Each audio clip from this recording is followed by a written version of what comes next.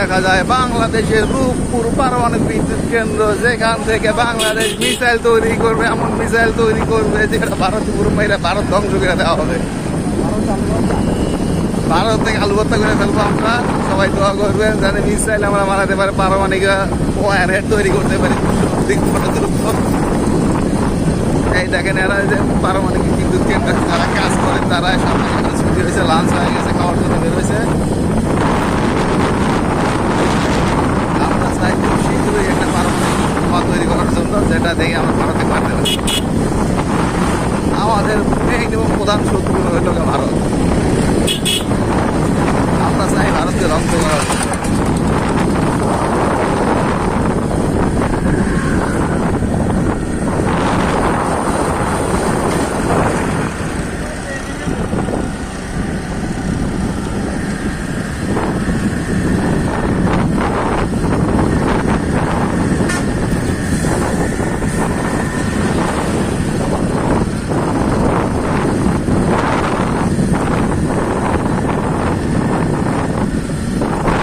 এই ভাইরা আম চুরি করতেছে।